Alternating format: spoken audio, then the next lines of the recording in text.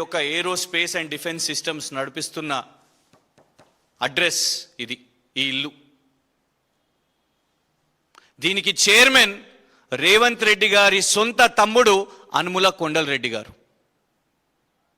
ముఖ్యమంత్రి గారి సొంత తమ్ముడు అనుముల కొండలరెడ్డి గారు నడిపిస్తున్న, చైర్మన్ గా నడిపిస్తున్న టెజరాక్ట్ అడ్వాన్స్ సిస్టమ్స్ ప్రైవేట్ లిమిటెడ్ ఇగోండి ఈ ఇంటి నుంచి నడుస్తున్నది. దీన్ని చెప్పుకొని అయ్యా యుఎస్ కౌన్సిల్ జనరల్తో కూడా కూర్చుంటారు.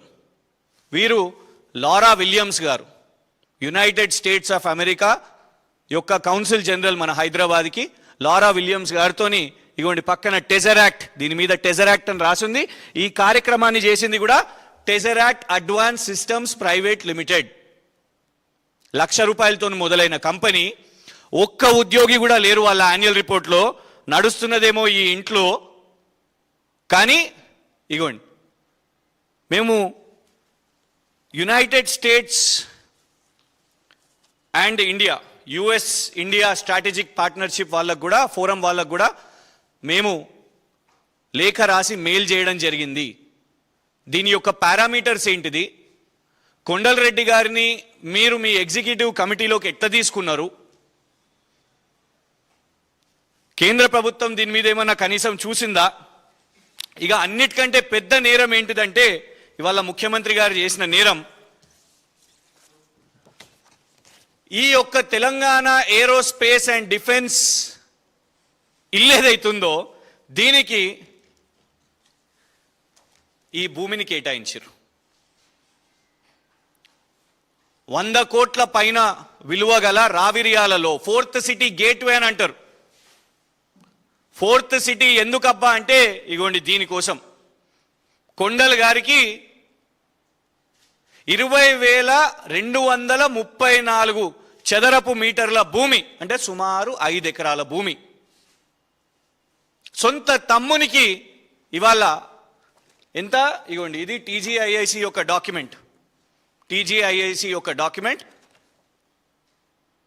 ఇందులో చాలా స్పష్టంగా ఉంది. 12 June 2025 12 June 2025 ₹3,707 Tesseract advance private systems లిమిటెడ్కి ఈ యొక్క భూమి. కానీ నడుస్తున్నదేమో ఈ ఇంట్లో. దాన్ని చూసుకుంటే సుమారు 5-6 కోట్లు, 5-6 కోట్లలో 7 కోట్లలో ఇచ్చేసారు. 100 కోట్ల భూమి. ఇది కేవలం భూమి విలువ కాదు. ఇది ఒకటేమో ఫారెన్ ఎక్స్చేంజ్ ఎర్నింగ్స్ అంట, ఇంకొకటేమో ఈ యొక్క డొల్లా కంపెనీని, షెల్ కంపెనీని అడ్డం పెట్టుకొని అమెరికా వాళ్ళని కూడా మోసం చేస్తూ అమెరికా వాళ్ళతోని సమావేశాలు పెడతాడంట. సూటు బూట్ వేయగానే అనుముల కొండలరెడ్డి గారు ఏరోస్పేస్ అండ్ డిఫెన్స్ యొక్క ఎక్స్పర్ట్ అయిపోయారంట వారు సూట్ వేయగానే. అది ఇంట్లోకి వెళ్ళి నడుస్తున్నదంట. ముఖ్యమంత్రి గారు సొంతంగా వాళ్ళ తమ్మునికే భూమిని కట్టబెట్టిర్రు. గతంలో స్వర్గీయులు ఎన్టీ రామారావు గారు ఒక సినిమా చేసినప్పుడు, బ్రహ్మరిషి సినిమా చేసినప్పుడు వారి మీద కేసు వేసారు. ఆ కేసు వేసినప్పుడు కూడా చాలా స్పష్టంగా కోర్టులు ఏం చెప్పినాయంటే, ముఖ్యమంత్రిగా ఉండి మీరు సినిమాలు చేయడము, ఇట్లా ఆర్థిక లావాదేవీలు చేయడము ఇది కరెక్ట్ కాదు అని చర్చ ఇవన్నీ జరిగినాయి. చరిత్రలో ఇంకోటి కూడా గుర్తుపెట్టుకోవాలి అందరూ. స్వర్గీయ మాజీ ప్రధానమంత్రి ఇందిరాగాంధీ గారు వారి అధికారాన్ని, ప్రధానమంత్రిగా వారి కార్యాలయాన్ని అధికార దుర్వినియోగం చేసినని ఆనాడు అలహాబాద్ హైకోర్టు ఇందిరాగాంధీ గారిని బర్తరఫ్ చేశారు. ఎందుకంటే ఎన్నికల సమయంలో తన ఆఫీస్ని మిస్యూజ్ చేసిందని. ఇక్కడ రేవంత్ రెడ్డి గారు మిస్యూజ్ కాదు, ఎక్స్ప్లాయిట్ చేస్తున్నారు. ముఖ్యమంత్రి కార్యాలయంలో కూర్చొని తను ప్రమాణం చేసింది ఎలాంటి పక్షపాతం లేకుండా నేను వివరిస్తా అని. కానీ వల్ల అన్నదమ్ములకు భూములు రాసియాలే, షెల్ కంపెనీలు మొదలు పెట్టాలి, వాళ్లకు కోట్ల రూపాయల భూములు అప్పచెప్పాలని వ్యాపారం చేస్తున్నారు ముఖ్యమంత్రి గారు. ఇలా నేరుగా ముఖ్యమంత్రి గారిని అడుగుతున్నాం. ఇందులో విచారణ అడగడానికి ఏం లేదుగా. ఇది open and shut case. Land allotment జరిగింది, ఇదొక షెల్ కంపెనీ, ఆ కంపెనీకి ఎంప్లాయీస్ కూడా లేరు. నిన్న ఈ కంపెనీలో ఒక కాంగ్రెస్ లీడర్ చోటా మోటా లీడరు, ఆయన డైరెక్టర్ కూడా కేటీఆర్ గారికి ట్వీట్ పెడతాడు, మాది స్టార్టప్ కంపెనీ అంట. స్టార్టప్ కంపెనీ అయితే ఎక్కడ ఉండాలి? స్టార్టప్ కంపెనీ ఒక ఐటీ పార్క్లను, ఒక ఇన్క్యుబేటర్లను, లేకపోతే టీ హబ్లను అక్కడ పెట్టుకుంటారు. ఇంట్లో పెట్టుకుంటారా స్టార్టప్ కంపెనీ? గిడ పెట్టుకుంటారా స్టార్టప్ కంపెనీ మీరు? ఇగోండి, దీని మీద స్పష్టంగా ఉన్నది. ఎవరన్నా కూడా వెళ్ళి దయచేసి ఇవన్నీ ఫొటోస్ మీకు ఇస్తాం, GPS లొకేషన్స్తో సహా ఇస్తాం, ఎవరన్నా విచారణ చేపట్టవచ్చు. ముఖ్యమంత్రి గారే ఇవాళ కూర్చొని వాళ్ళ అన్నదమ్ములకు వాళ్ళ అంచర్లకు భూములు ఇచ్చేస్తే ఆ భూభారతి యాక్సెస్ లేదు. ఇవాళ 4th సిటీలో ఎన్ని భూములు ఇచ్చేసారో ఎవరికీ తెలీదు. ముఖ్యమంత్రి గారు తప్పుకుంటేనే నిష్పాక్షికంగా విచారణ జరుగుతుంది. రేవంత్ రెడ్డి గారు ముఖ్యమంత్రిగా కూర్చుంటే పోలీస్ ఆయనదే, సిట్ ఆయనదే. ఏమంటాడు? సిట్ విచారణ చేస్తా అని అంటాడు, సింపుల్. ఆ సిట్ ఏం తెలుసులే, లేదు CID అంటాడు, లేదు ACP అంటాడు, ఇవే ఉంటాయి. ముఖ్యమంత్రి గారు కొనసాగితే విచారణ ఎట్లా జరుగుతుంది? మనం చూసినాం, ప్రధాన ఛానల్స్లోనే వచ్చినాయి. ముఖ్యమంత్రి గారు వర్సెస్ కొందరు మంత్రులు వర్సెస్ ఉప ముఖ్యమంత్రి నేరుగా బాహాటంగా తిట్టుకున్నారు, ప్రెస్ మీట్లు పెట్టిర్రు. అది చూసినాం. విచారణ జరిగిందా? ఒక మంత్రి గారి కుమార్తె రోడ్డు మీద నిలబడి 300 కోట్ల కోసం ముఖ్యమంత్రి గారి ప్రధాన అనుచరుడు జిల్లా అధ్యక్షుడు తుపాకీ పెట్టి డెక్కన్ సిమెంట్స్ ని 300 కోట్లు అడిగినరని టాస్క్ ఫోర్స్ పోలీసులు మంత్రి గారి ఇంటికి వచ్చిరని మనం చూసినాం. విచారణ జరిగిందా? ఒక మంత్రి గారి అబ్బాయి గచ్చిబౌలిలో బుల్డోజర్లు తీసుకొని పోయి 80 మంది బౌన్సర్లను తీసుకుపోయి అక్కడ కబ్జా చేయడానికి ప్రయత్నం చేస్తాడు. FIR అవుతుంది, దాని మీద విచారణ ఉండదు. అక్కడ ఉన్న ఇన్స్పెక్టర్ని ఆడికెళ్ళి తీసేస్తారు.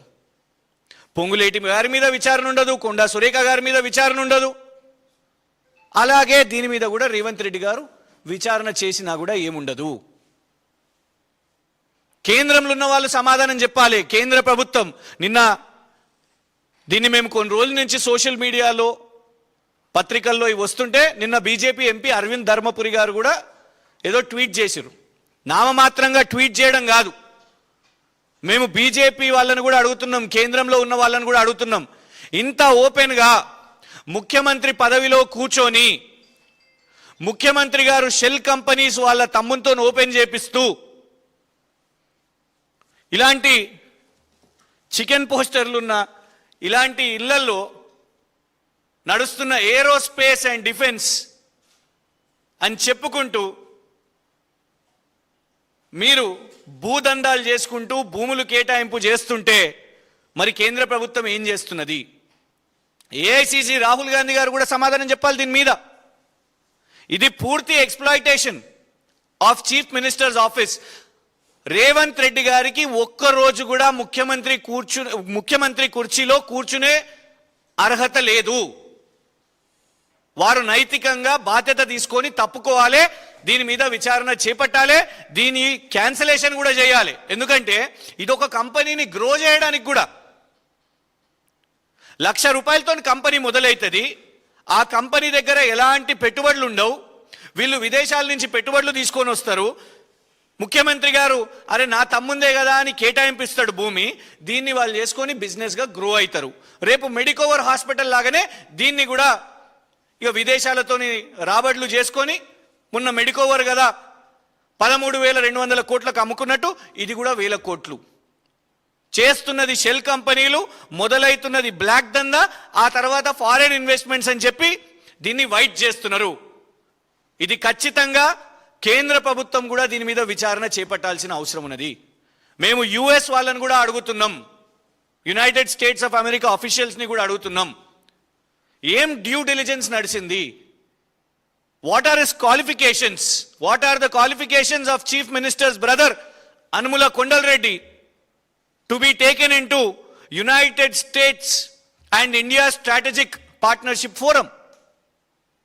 He is running a shell company, has opened a shell company in a residence, and that company has started up only with a 1 lakh capital, and this is the so-called Telangana's aerospace and defense manufacturing unit, which